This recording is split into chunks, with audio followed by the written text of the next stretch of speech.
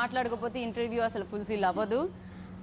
మీకు ఆయన అంటే రెస్పెక్టా, భయమా? ఫస్ట్ ఆయన చూసినప్పుడు ఏమనిపించింది? నాకు ఫస్ట్ అయితే భయం ఉండింది.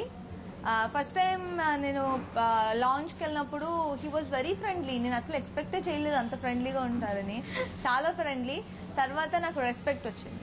బికాజ్ ఫస్ట్ అయితే నేను లిటరల్ గా భయపడ్డాను. నేను ఆయనకే చెప్పాను, మీరు ఫస్ట్ టైం మిమ్మల్ని చూసి నేను భయపడ్డాను. ఎందుకు, నాకేమన్నా 2 కొమ్ములు ఉన్నాయా అన్నారు. So he's very friendly.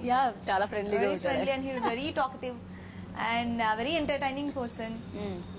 అది ఎలా ఉండబోతుందండి? బికాజ్ డిక్టేటర్ మూవీ డైరెక్టర్ కూడా అంతకు ముందు మంచి సినిమా చేశారు, లౌక్యం మూవీతో ఆయన వచ్చారు.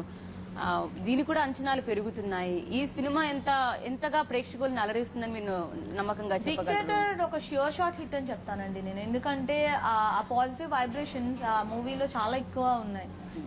ఆ స్క్రిప్ట్ చాలా స్టైలిష్ మేకింగ్. అది మూవీ చూస్తేనే మీకు చాలా రిచ్ గా ఉంటుంది, చాలా స్టైలిష్ గా ఉంటుంది. అండ్ బాలా గారిని మీరు కొత్తగా చూడొచ్చు ఆ సినిమాలో, చాలా కొత్తగా ఉంటారు. అండ్ కంప్లీట్ గా ఆయన గెటప్ మారిపోయింది. ఫస్ట్ లుక్ చూసిన వెంటనే చాలా ఆ మూవీ మీద ఎక్స్పెక్టేషన్స్ మారిపోయాయి. అండ్ ఆ movie intermission twist and lot of twist ఉంటుంది. అండ్ క్యారెక్టర్స్ చాలా బాగుంటాయి. కంప్లీట్ గా నా క్యారెక్టర్ అయితే చాలా ఇంప్రెసివ్ గా ఉంటుంది. బికాస్ పెద్ద హీరోలతో నటిస్తున్నప్పుడు సాధారణంగా హీరోయిన్ల క్యారెక్టర్ అంత ఎక్కువగా ఉండదు. సో మీరు దాన్ని కాంప్రమైజ్ అయ్యారా?